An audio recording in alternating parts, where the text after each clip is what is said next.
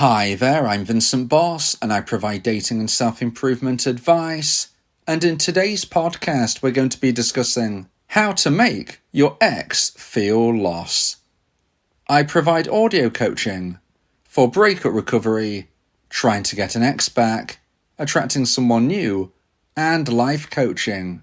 Visit www.dateme.tips for more details. Please check your spam and junk folders if you are expecting an email from me. Check out my socials for extra content. The links are in the description. So now let's get back into today's podcast. And today we are discussing how to make your ex feel lost. So if you have been dumped and want to try to get your ex back, you need your ex to feel empty without you. But how can this happen when they chose to dump you? In today's podcast, I'll be discussing 3 points to consider regarding how to make your ex feel lost. So let's get straight into this, and point number 1 is don't give them what they expect. So at the time of a breakup, your ex-dumper is feeling a very low level of romantic emotional attraction for you.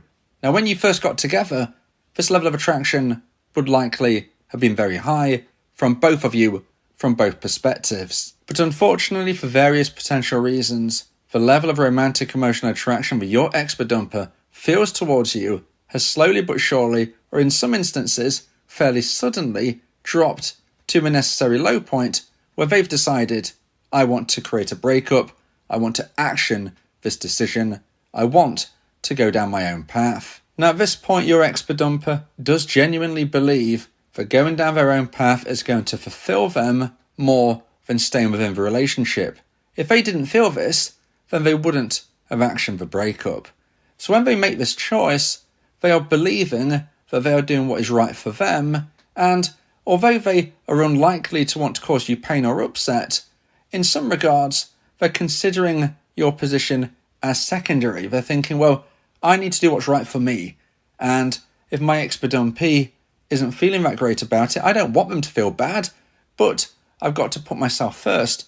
And I suppose if you put yourself in their shoes, you can understand that perspective. It might not sound nice, it might not be a good thing for you to consider at the moment, but of course, we do have to try and find our own happiness, and unfortunately, they are not feeling fulfilled. That's why they've actioned a breakup. Now, when they action that breakup, they are going to be believing that you don't want the relationship to end. Now, that is likely the case. Maybe in some instances, things are more mutual, but they are probably right in predicting that you don't want the relationship to end, whereas they, of course, have made the decision to end it. So they believe that within the realms of the relationship, they are the higher value individual and you are the lower value individual. Now, please don't get me wrong. This doesn't mean you are a lower value person. I'm not trying to say that your ex-dumper is looking at you as somebody who isn't valuable as a person, as a human being. Now, I'm talking about within the relationship dynamic. They have made a decision that they wanted to happen, and it's taken place. That means what they wanted, they got. You, on the other hand, they are quite likely correct in thinking that you didn't want the relationship to end, but what you wanted didn't take place. What you wanted was the relationship to continue. You wanted things to be patched up. You wanted to work things out. You did not want this to end. But sadly, that didn't take place. That wasn't something which was listened to, you could say, by your dumper. It didn't happen. You have currently split up, and this shows that what you wanted didn't take place, what they wanted did, and that is why they are seen as a higher value individual within the relationship dynamic, and sadly, you as a dumpee as the lower value. Like I said, remember, this isn't about you being a lower value person, just within the relationship dynamic. So what happens when we have a higher value person and a lower value person? Well, the lower value person is going to want the higher value person. They're going to want them in their life because they don't feel they can live their best life without that person. They don't believe they're worth as much in some regards without that person. Now, if you feel that desperate, if you feel that you can't find anybody better than your dumper, if you feel that your dumper is all of your happiness, then what happens is that you will beg, you will plead, you will chase, you will do anything you can to keep that person in your life. And your ex-bedumper knows this. Your ex-bedumper, certainly on a subconscious level, if not a conscious level, will see this as you feel that you need them, whereas they feel that they don't need you to feel fulfilled moving forward. So they're expecting you to chase. They're expecting you to beg. They're expecting you to plead. And this is very important to understand when we consider today's podcast about how to make your ex-bedumper feel lost. Because if we consider that they expect you to chase, to plead, to beg, to text, to call, and all of the things in between, then if you don't do that, then you are going to be surprising them. If you don't do that, then you're not going to be inflating their ego like they are expecting you to. They expect you to push them on the pedestal. They expect you to inflate their ego. They expect you to make them feel like the king or the queen. And if you don't do that, that is going to come as a shock. That is not something they expect. Now, the paradox of this, of course, is that certainly on a conscious level, your ex-bedumper is unlikely to want you to chase them. So it's not like they are actually actively wanting you to chase, to beg, to plead. That will annoy them. Remember, they've decided that they believe they can find happiness elsewhere, so they don't want you chasing them. If you do, it will annoy them. So it's not about what they are actually wanting on a conscious level, it's what they are expecting on a subconscious level. That's the paradox. They don't want you to chase, but they expect you to chase. But if you don't give them what they expect, well, this is where you can turn things around. Because subconsciously, they're expecting this ego inflation. If you don't give them that, guess what? This is where they can start to feel confused. This is where they can start to feel lost. So now let's get into point number 2 and the second point of today's podcast. Please like this video if you're watching on YouTube. And if you have a new hype feature, please hype this video as well. If you like my content, subscribe to the channel to keep updated. And point number 2 is they can't know their future feelings. So today we're speaking about how to make your ex feel lost, how to make your ex-bedumper, more specifically, feel lost.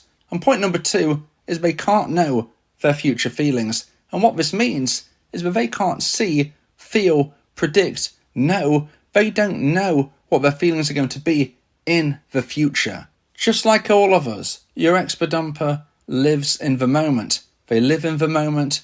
They feel in the moment. They don't know how they will feel in 6 months' time. They don't know how they will feel in 2 weeks' time. Although that might be more able to be predicted, certainly in the longer term, they have no clue. And this is how you can make your ex-bedumper feel lost. And the best part of point number 2 is you are not actually involved per se in this process. This is more about their own mindset. This is about their own brain. This is about their own set of feelings, evolving, changing, doing what they will do due to time ticking by. Now, although I said this is more about their brain rather than you have a huge influence still by your behaviour. Like we said in point number 1, if you are not chasing, if you're not begging, pleading, if you're not annoying, then you're going to be living your life in a way where they are not being pushed on that pedestal. This means that further down the line, they are not going to expect the feelings to evolve the way that they likely will. And this is where they can start to feel that loss. But there are other things at play, and this is where their own life comes into focus. When they have ended a relationship, they move into something which I refer to as the single honeymoon period, a period of time where they will be living their life in a way that they felt they couldn't within the relationship they've just ended. Maybe this means they spend more time with friends. Maybe this means they start going to more parties. Maybe this means they start dating around. Maybe this includes a little bit of everything. Whatever they start to do initially will seem exciting, fresh, new. They haven't done this, possibly ever. Certainly not in a long time. Certainly not since they was within the relationship with you. During the single honeymoon period, things can feel wonderful, almost like a weekly, if not daily, dose of dopamine for all of the things that they are now doing in their life. Things can feel spectacular, and this is not really what you want to hear as a dumpee, but it is the truth. But the good news is, dumpees, that the single honeymoon period doesn't last forever. Because what once felt exciting eventually will start to feel mundane. What once felt new and fresh will eventually feel old and stagnant. That is what happens when you live your life a certain way, because there is no better saying than everything in moderation. Even if you ate your favourite food 5 times a day, eventually it would no longer be your favourite food. You would likely become bored of it. This is the same with a single honeymoon period. Eventually, what they do in their life will actually start to lose its shine. Now, from my research, the single honeymoon period generally lasts between 6 and 12 months. And this is where it ties into point number 2, where we were speaking about they can't know their future feelings. They can't know, they don't know. And in particular, when they enter the single honeymoon period, they would find it very hard to imagine how they're going to feel when they come through the other side. Because how they feel when they come through the other side is not likely to be anything like they feel initially, which is excited, which is looking forward to the new life chapter. Now, could they come through the single honeymoon period, find someone new and live happily ever after? Well, we have to be honest, anything is possible, but this is very, very unlikely. A tiny percentage of dumpers will have this as their life story. Most dumpers will come through a single honeymoon period, and when they come out the other side, they will be single. Whether or not they've dated somebody in between, maybe they have, maybe they haven't, but most dumpers come through the other side, 6 to 12 months, single. And when they're single, they're not feeling as great about themselves as they once did. Because let's look back to the relationship you two had. Of course, they sadly ended it due to them feeling it wasn't working, but at least they had someone who loved them. They had someone in you who had their back. They had someone in you that they knew wanted them. They've now come out the single honeymoon period and they don't have anybody. They're not feeling that love. They're not feeling that glowing, fuzzy feeling that we have in a relationship. And this is why within point number 2, they can't know their future feelings. And this is another possibility of how your ex-dumper will feel lost, because if you make sure that you're doing your bit by not chasing them, and they just go through the single honeymoon period, which they naturally will, they'll come up the other side and they will feel the loss of the love that they once had from you. Now, if you would like advice and support about how to try and increase the chance of one day getting your ex back, then you may want to consider my audio coaching service, where me and you can speak one-on-one about your unique specific situation. Go to my website www.dateme.tips for more information about how I can become your coach and your teammate via my audio coaching service. Talking about your feelings can also improve your mental health. It helps prevent the buildup of negative emotions, which can lead to stress, anxiety, depression, and even physical health issues. Speak your heart to free your mind. So now let's get into point number 3 and the final point of today's podcast. If you feel that this podcast has helped you, please consider buying me a coffee. The link to do so is in the description. And point number 3 is be the upgrade that they seek. So today we're speaking about how to make your ex-dumper feel lost. And point number 3 is something that you can really be focusing on doing. Now, as I said at the beginning of today's podcast, sadly, your ex-dumper lost romantic emotional attraction for you. And in their mind, they will have the type of person that they want to date next. Now, although we don't want to think about this dumpees, we don't want to consider this as a possibility, they will naturally be thinking that they want to try and find an upgrade on you. Now, again, it's not good to hear, it's not nice to hear, but I suppose if we think about it logically, it does make sense. Why would they want to date someone that they felt was a downgrade from you? They're not going to want to do that. Why would they end a relationship? So this, although it's not a nice thought, does present an opportunity, dumpees. If you can become the upgrade that they seek, they will certainly start to feel the loss of your relationship, even though they were the one to have ended it. Because they would have the confusing situation of knowing that they ended a relationship with someone who is actually the person that they seek. And you can do this, dumpees, by growing yourself every single day. You need to become a better person today than you were yesterday, and a better person tomorrow than you are currently today, reaching for the stars to become that version 2.0 of yourself. And I can't emphasize enough the importance of self-improvement. Now, this is something that I find somewhat strange of when I release a podcast about trying to get an ex back and then compare it to a podcast where I purely speak about self-improvement. The self-improvement podcast will probably have about a quarter of the views. And that doesn't make much sense to me, because when you think about it, to get an ex back, you need to go through self-improvement.